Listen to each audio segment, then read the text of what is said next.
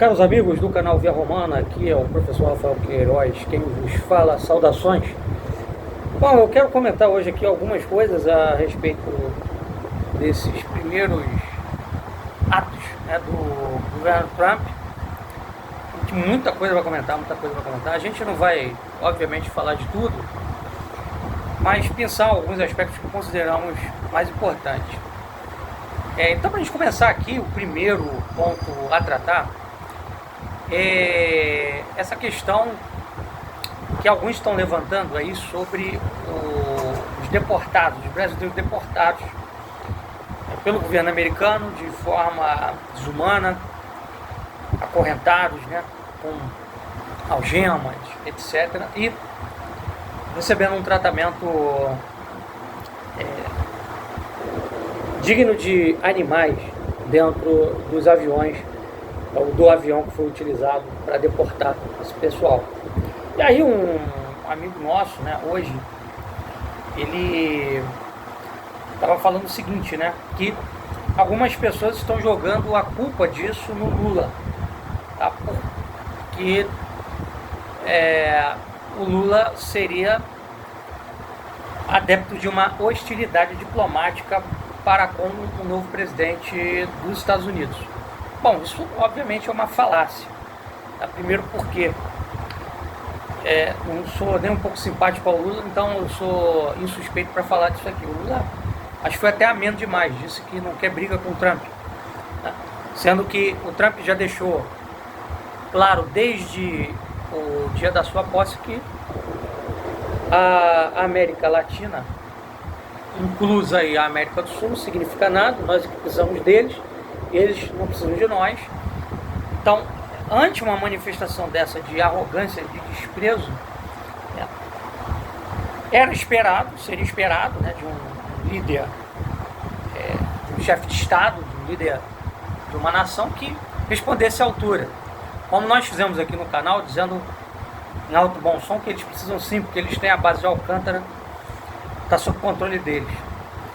É a melhor base de lançamento de satélites do mundo. Então, que história é essa que eles não precisam de nós? É falso. Então, assim, essa tese é completamente espúria. Primeiro porque não houve hostilidade diplomática da parte do Lula, e também porque mesmo que houvesse uma atitude amigável, não hostil, isso não iria trazer nenhuma vantagem para o Brasil. Ou vocês acham que se o Bolsonaro fosse o presidente, que o Trump ia deixar de deportar esses brasileiros, ou se deportasse, deportaria com, né, um tratamento humano, sem algemar, sem colocar dentro de um avião sem ar-condicionado, sem direito de ir no banheiro, sem direito de tomar água? Obviamente que não. Vamos pegar o histórico. Bolsonaro chegou à presidência da República em 2019, governando até 2022. 2019, 20, 21, 22. O Trump governou os Estados Unidos de 17 a 2020. Então, nós tivemos os dois primeiros anos do governo Bolsonaro coincidindo com os dois últimos anos do primeiro governo Trump. O que o Bolsonaro fez nesse período? Entregou a base de Alcântara, abriu o mercado brasileiro, para o etanol norte-americano, mesmo o Brasil sendo autossuficiente em etanol, na expectativa de o Brasil ser indicado para o OCDE e do nosso aço deixar de ser tarifado pelos Estados Unidos. Não aconteceu nenhuma coisa nem outra. O Trump manteve a tarifa alta sobre o aço brasileiro e não indicou o Brasil para o OCDE. Indicou a Argentina e a Romênia. A Argentina, que na época tinha um governo de esquerda. E diria aqui, inclusive, que se o Bolsonaro estivesse no poder, seria até pior, porque o Trump ia poder fazer qualquer coisa sem nenhum tipo de protesto do governo brasileiro, da diplomacia brasileira. Tá? Então está muito claro que a estratégia amigável, diplomática com o Trump não funciona. O único país que conseguiu alguma coisa dos Estados Unidos na primeira gestão Trump foi a Coreia do Norte, porque desenvolve a bomba atômica e porque manda os Estados Unidos tomar naquele lugar. É assim, ponto. Então eles não estão nem aí porque os americanos pensam, acham ou dizem. Tá? Eles literalmente cagam para os Estados Unidos e estão lá desenvolvendo bombas atômicas com capacidade de atingir o território americano. Então é essa a única linguagem que o imperialismo americano compreende, não existe outra. Os Estados Unidos é um país sem honra, tanto que está aí tratando o Canadá, que sempre foi parceiro privilegiado dos americanos no campo econômico, também no político, etc., como um Estado pária, impondo taxações imensas ao Canadá, que é seu vizinho, parceiro preferencial, não é? Então, nada autoriza imaginar que se o tratamento do Lula fosse amigável para com Trump, que o resultado seria diferente, tá? Isso é delírio, delírio. E isso tudo que está acontecendo está provando definitivamente o que nós sempre dissemos, que essa direita que nós temos aqui no Brasil é uma quinta coluna. Estava vendo agora aqui, né, o tal do Paulo Bilinski, que é um deputado, publicando no seu Instagram um meme com o Leonardo DiCaprio, né, com um copo de licor, de uísque, não sei agora direito, dando risadas, né, da manifestação do governo brasileiro, que pediu esclarecimentos ao governo americano em relação ao tratamento. 2 brasileiros foram deportados. Quer dizer, o cara é deputado do Estado brasileiro, deveria zelar pelo bem-estar dos cidadãos brasileiros, e publica uma coisa dessa, ou seja, ridicularizando, menosprezando, rindo, o gesto de um governo que, por pior que seja, ainda tenta defender, né, o interesse do cidadão brasileiro no estrangeiro. Então isso é a cara, né, do bolsonarismo, que na verdade é um movimento patriótico, sim, mas dos Estados Unidos, eles não são patriotas brasileiros. A bandeira brasileira que eles utilizam é só máscara, disfarce. Bom, aqui eu também queria comentar o seguinte: está começando uma discussão aí, né, sobre se, eu até cheguei a publicar no meu Facebook lá, se o Trump não seria um representante seria catalisador de um movimento, de um novo movimento nazista, o nazismo com outra cara. O Lula até falou hoje disso, né? Nazismo com outra cara, ou de um supremacismo branco, a lá Ku Klux Klan e tal, estaria retornando a arena política norte-americana. Bom, sobre isso tem alguns pontos a destacar. Primeiramente, a Ku Klux Klan, a ideologia da Ku Klux Klan é a ideologia WASP. Tá? Então, os Estados Unidos deve ser WASP, White, anglo-saxão, White branco, anglo-saxão e protestante. E tem a ideologia segundo a qual os Estados Unidos da América é um país essencialmente branco, anglo-saxão e protestante, então católicos, judeus, irlandeses, italianos, espanhóis, ou seja, gente que não é anglo-saxã, tá, que não é branca e que não é protestante, tá, tem que ir embora dos Estados Unidos. Aquele país ali não pertence a essas pessoas, não tem lugar para essas pessoas.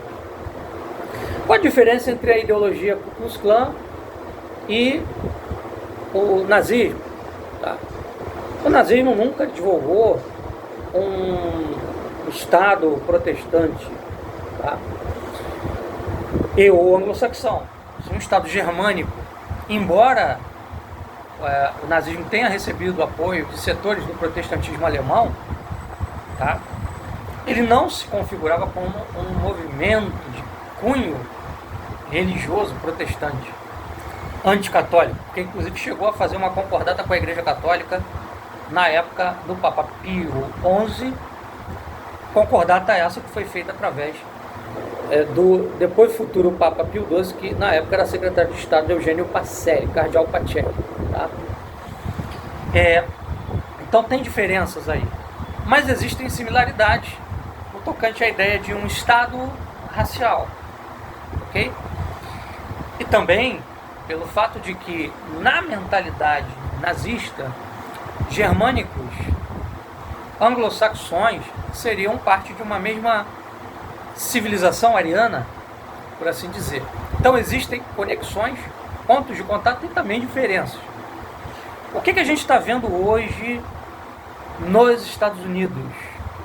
Tá? Eu acompanho aqui algumas contas de lideranças conservadoras norte-americanas, chamados paleoconservadores ou nacional-conservadores, que têm me chamado a atenção em relação a isto.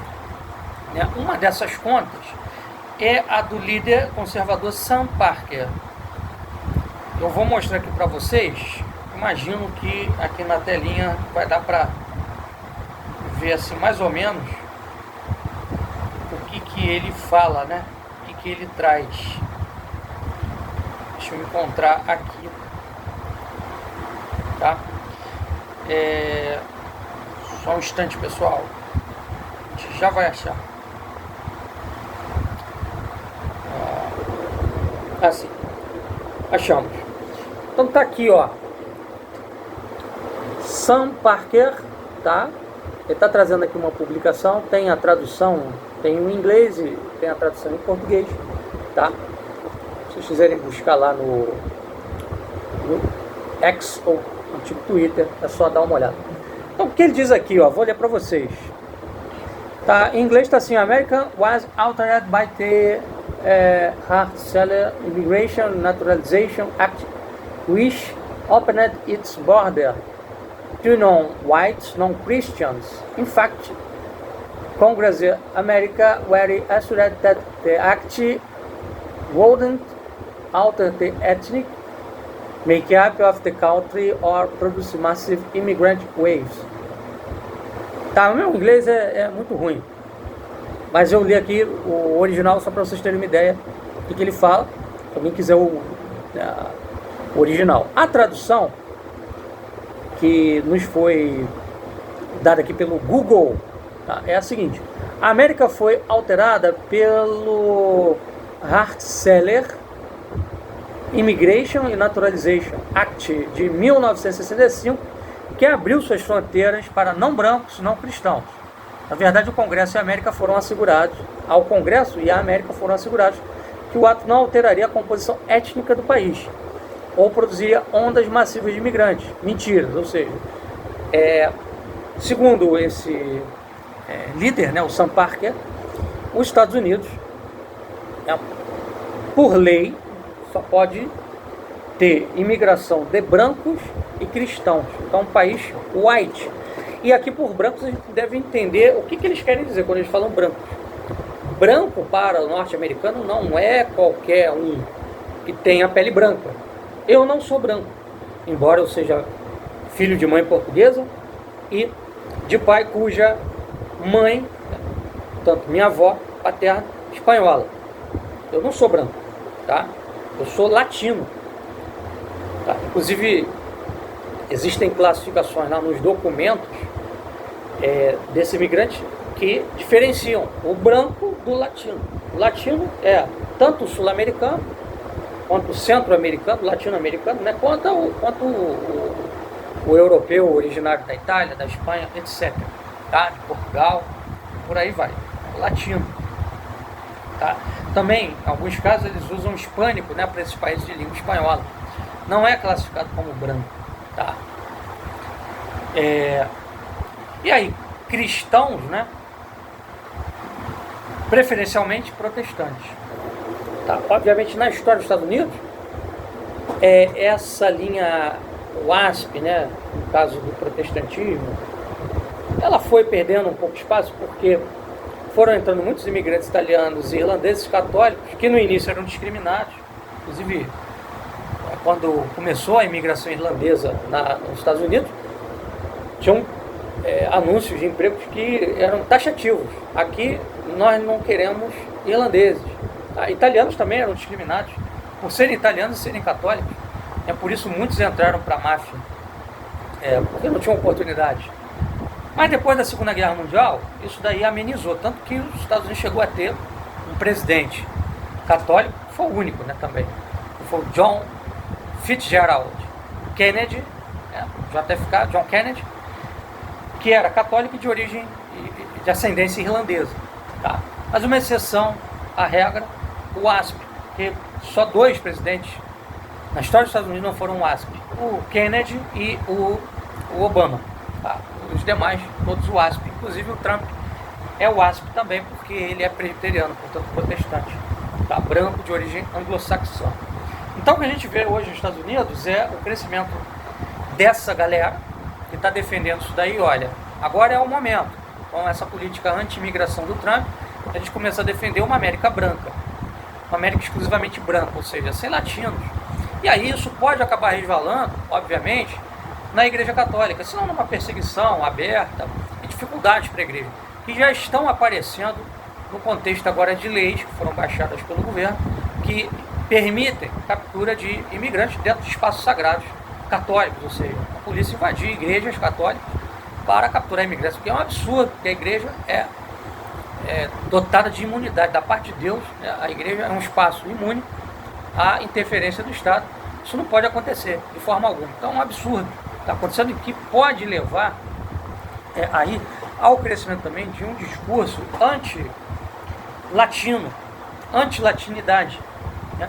Assim, de apresentar os católicos, os latinos, como um povo inferior, uma sub-raça, sub-humanos, o catolicismo como fonte da pobreza, do subdesenvolvimento, que são discursos que já estão presentes, né, na mentalidade anglo-saxã há muito tempo, né, e que voltam agora com força com essas políticas. Obviamente aqui eu não estou defendendo que um Estado não tem direito de expulsar imigrantes ilegais. Tem, óbvio, né, mas tudo tem limites também. A política anti-imigração, quando a imigração está prejudicando um país, a malha social, a malha cultural, até religiosa também de um país, é justa, é legítima. Agora, tudo tem limite. Tudo tem limites.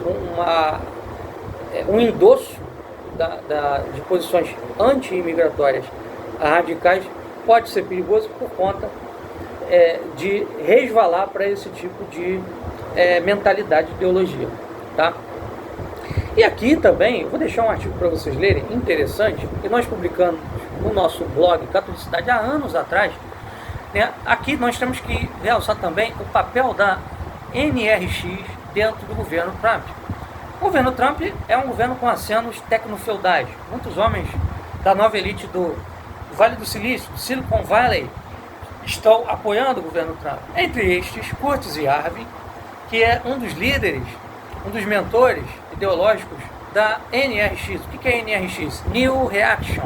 É um movimento que defende o tecnofeudalismo, ou seja, um mundo sob o governo de CEOs, tá?